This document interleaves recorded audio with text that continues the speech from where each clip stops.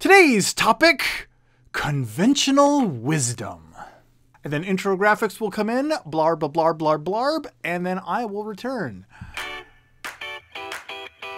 Welcome to TABLEscraps, short discussions about board, card, and tabletop gaming, submitted by the viewing audience and discussed with the viewing audience.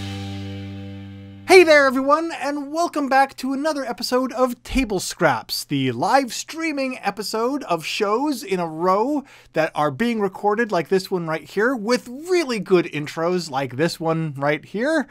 I'm your host, as always, Chaz Marler from Pair of Dice Paradise, and I am going to be speaking on a topic that was submitted by a member of our viewing audience. But as always, I am not alone because I am joined by our live streaming viewing audience, who's going to join me in a 10 to 15 minute discussion on this topic. But the discussion does not have to stop there, because after the show, you are more than welcome to continue the discussion on this topic on the comments below or over on our Facebook or Twitter pages, which we'll have links to in the comments below as well.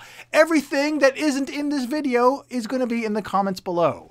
Speaking of comments, let's go to our forum comments to find out what this episode's topic is going to be, submitted by viewer Patrick Doss. Patrick says to us, topic, conventional wisdom about conventions. At the time of this writing, convention season is in full swing, with Gen Con only days away, now days in the past. As such, it got me thinking.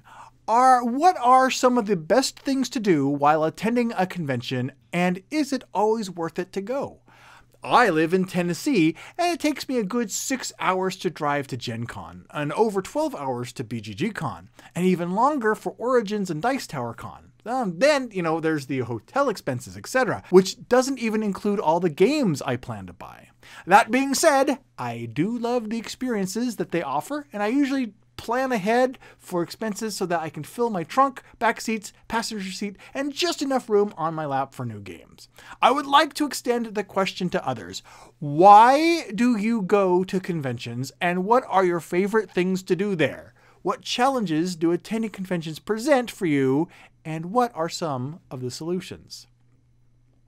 Well, that is a nice hefty batch of questions there, Patrick. So we'll see what we can do to dig into each of them. There might even be some that we get into a little bit later, but we'll see. First of all, are conventions worth going to? Well, it really depends what you want to get out of the convention, I think. I have been going to conventions now for about 2 to 3 years. This was my third Gen Con, and I've gone to a couple of Origins and Dice Tower Cons and some other ones. And as a board gamer, if you are invested in the hobby to a certain amount, I think that a convention, at least one, is an interesting, neat experience to have, because you will see things as a board gamer in this industry that you will not get a chance to see anywhere else. But over time, things changed. I went from wanting to see the latest games to demo the latest games. Now, when I go to a convention, it's actually more to see the people that I get to see every now and then at these conventions. The games, for me, have kind of become secondary after talking to some of the publishers and other content creators that I know will be there and touch base with these people that I only see a couple times a year in person. It's become more about sharing the experience with them. And of course, friends and other people I've met through the videos and everything that we've been doing, and getting to meet you guys in person is great. In fact, there was a guy, Steve W., who I have actually spoken to through social media, both for Passport and Pair of Dice Paradise. I met him in person at Gen Con just a couple weeks ago, and it was really cool to put the face and the actual entire person along with the little social media avatar. So that's always a neat experience, and it's become more to me about that and sharing the experience with those type of people than actually seeing and obtaining the newest stuff. But let's talk about seeing and obtaining the newest stuff, because you make a good point. The travel and the expenses related to that.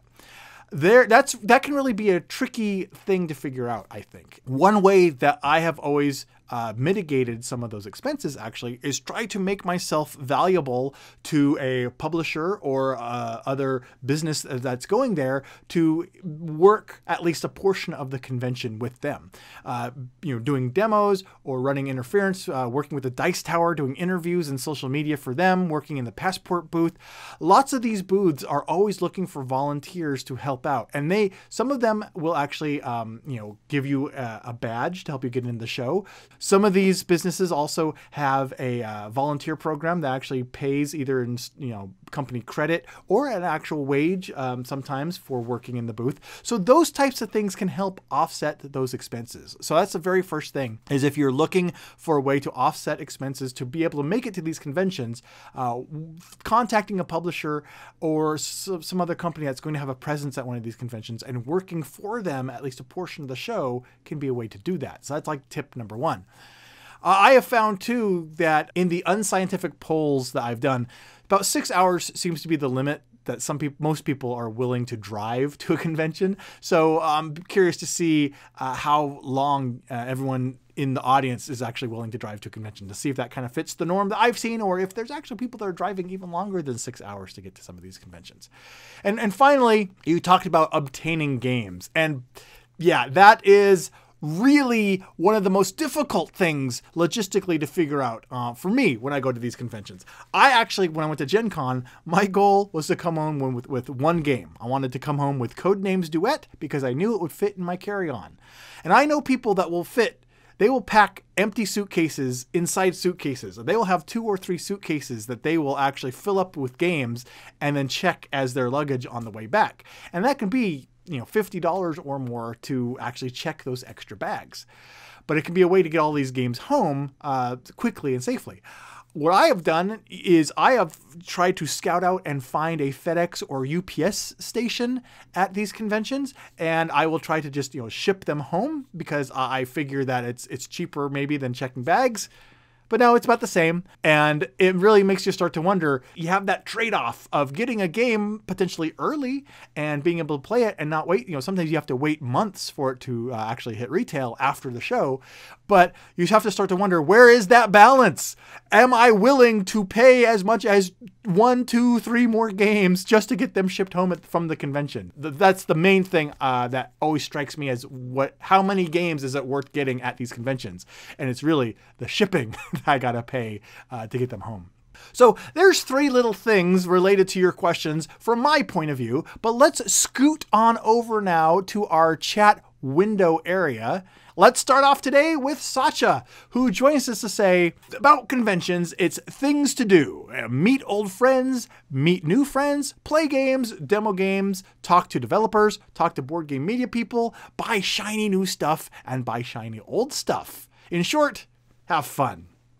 The challenges are not keeling over. The solution, bring something to drink and eat. Oh, Sasha, that is an excellent tip there.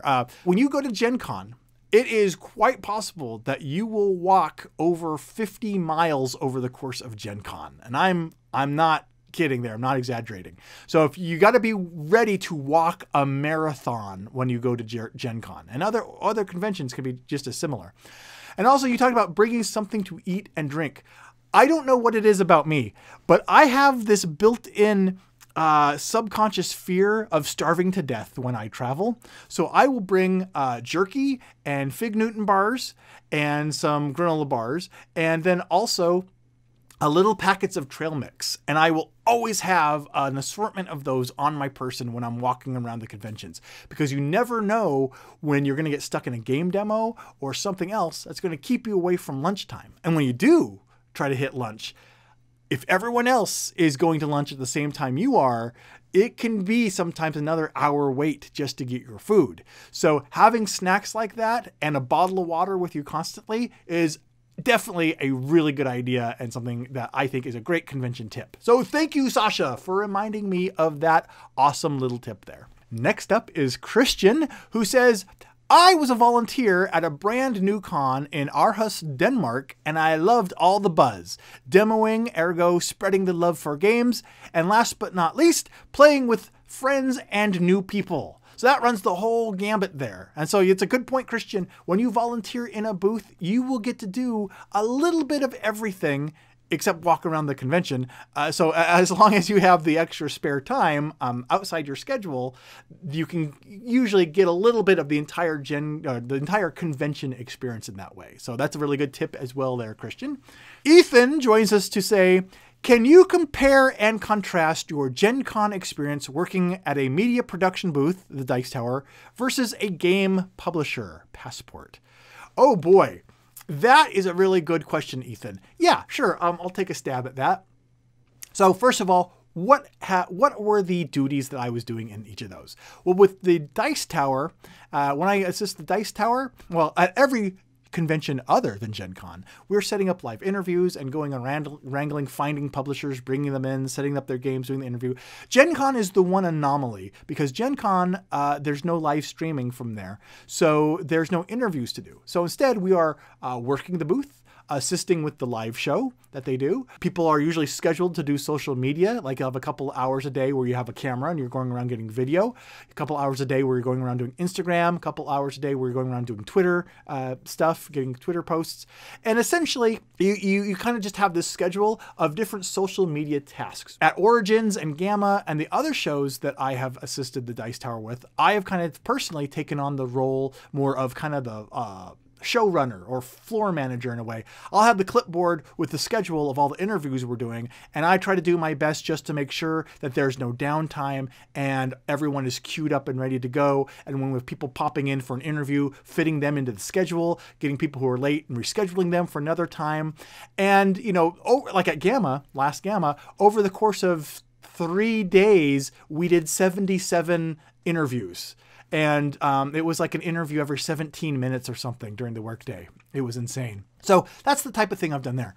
At Gen Con, assisting Passport this time, I was working in the booth and I wasn't demoing games proper at the demo tables we have. I was actually working the retail area, basically running the cash register for people who came along. So that was really what I was doing there. And I was really surprised. That kept me busy the entire day. There were times actually in the mornings when people would first flood in to the convention center. We actually had me and another person, both of us running cash registers at the booth. And we were just handing games back and forth, moving things, getting bags, handing games to people, running credit cards. And there were two of us doing it in tandem together for the first hour or so of the show each day. And so it was it can be quite a busy experience in these booths. But so that's the type of experiences that I've had working both with the Dice Tower and with Passport. And at Origins, we were demoing games and talking about the games coming up. So there was a lot of, talking about the games and showing them off and giving the descriptions and doing like kind of actually playing sample games with people. And that was more at Origins and stuff like that. So hopefully that kind of answers your question there to give you kind of an example of what to expect, Ethan, when working with a publisher or media content creator, the kind of the duties that you could have to do at these shows. Let's go and let's move on to a question from Christian, who says, my wife and I are talking about going to Essen, and I think that we would need a bus to get home.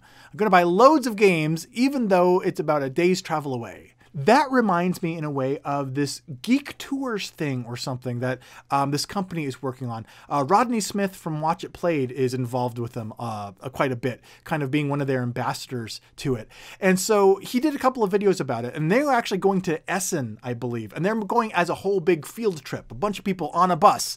And so if you're willing to make that sort of vacation or experience out of it, these package deals that seem to be coming up, at least for Essen, might be something to look into. So if you're considering that, it might be an approach to take that might help. Let's move on to Trevin, who says, a lot of cons, like Gen Con, seem to be more about shopping over playing. I can't pay hundreds and waste vacation for the chance to buy something a month early.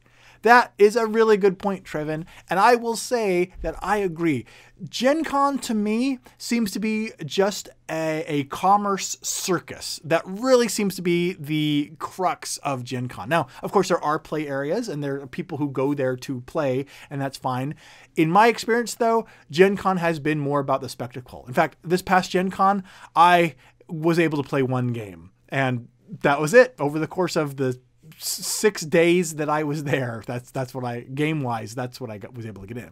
Origins, if you're looking for alternatives, Origins to me is a slightly different story. I played a lot more games at Origins. I would say Origins is probably my favorite convention right now because it does seem to be a hybrid. It has that combination of the exhibit hall and the vendors hall and buying games and getting some games early. There are some releases at Gen Con each year, so that's kind of nice. And you can also see what's coming up. But Origins also seems to have a lot more focus on getting time to play games. And it's a little more relaxed, a little less hectic. So if you're looking for, Trevin, if you're looking for one that is a hybrid, where there is some stuff to see and buy, but also some focus on the playing, I would recommend Origins as one that has a nice hybrid of them.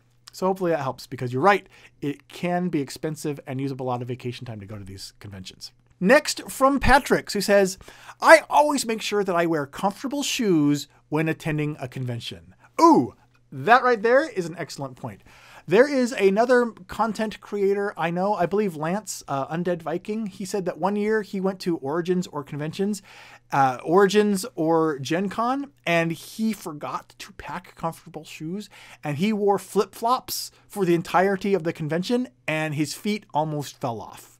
So right there, a case study in yes, comfortable shoes are important. Your feet will thank you. Brittany, who joins us to say, are there any conventions here in Oregon that are good enough to attend? I want to be more involved in the community, but it's difficult when living so far away from all the other conventions. Well, good news to you, Brittany. I'm not sure where in Oregon you are, but regular viewers will know that I am outside of Eugene, Oregon. It's kind of in the middle of the I-5 corridor there. So yes, I have good news for you. There are two that I can recommend. One is the Eugene Games Gala, which usually is a 3-day convention that takes place either the week before, during, or after Super Bowl Sunday. So right around that time period, look for the Eugene Games Gala, or EGG, in Eugene. Another one is not technically in Oregon, but it is in Vancouver, Washington, which is right across the river from Portland. So it's only 10 minutes away from Oregon. And that is Game Storm. You can look for the website gamestorm.org, I believe it is. And I believe Game Storm takes place usually around the 3rd week in March. So you can keep an eye for that one as well. So there's 2 spring ones. So hopefully, fellow Oregonian, that is 2 helpful tips there for some gaming conventions that you can put on your calendar and hopefully attend. Another statement here from Patrick, who says, attending conventions with children offer a different challenge, but a unique opportunity to introduce your kids into the wonderful world of gaming. I would be curious, oh viewers with children, at what age are you willing to take your child to a convention like Origins or Gen Con? You know, we got 16 to 60,000 people at these things.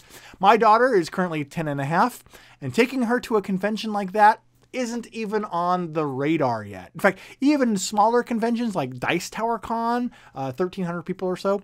My first Dice Tower Con, my wife, daughter, and I all went as kind of a family vacation, but we broke it up between like Disney World and other stuff like that we did. So even at 10 and a half, I don't think that my daughter would keep her focus enough for like 3 to 5 straight days of board gaming. I think that she would just be done after a while. So has anyone here with a child, under the age of 16 taken them to one of these larger conventions? And what were your results? Maybe there's a pleasant surprise here. Maybe the kids would be more into it than I'm thinking. Of course, it probably varies by every child, but let me know what your experiences have been taking a child to one of these conventions. Let's move on to Gil, who says, question.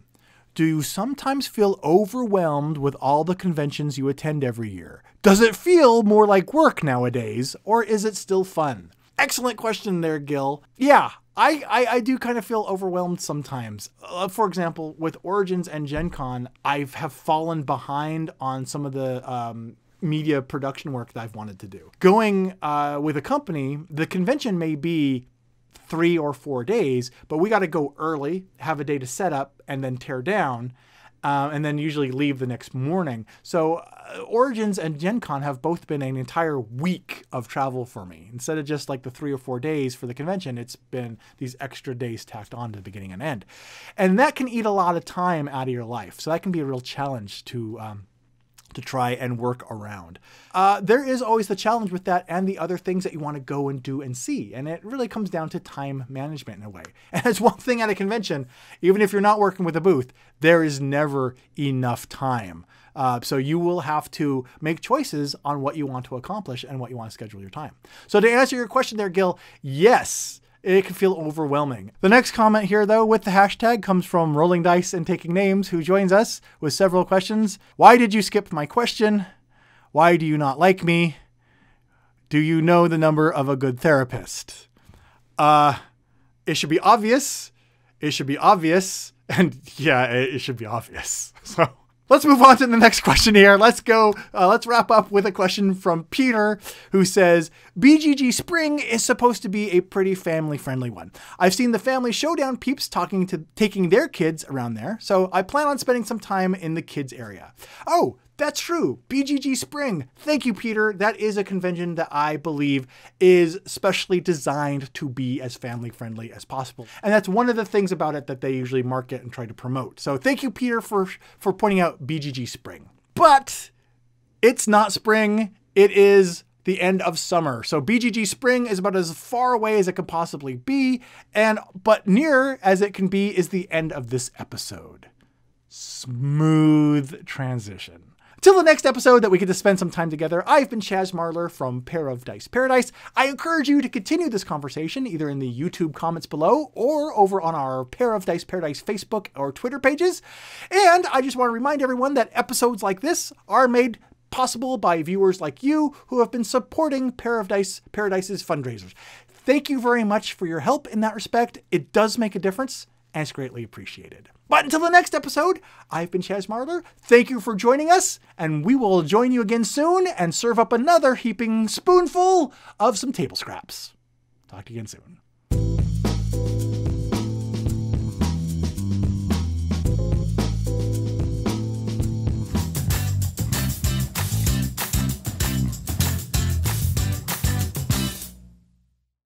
And I'm sorry, that's the wrong name. I'm going to do that over because I lied to you.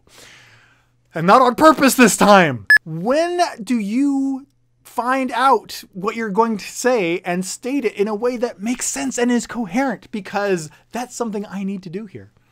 One more time, and this time with accuracy.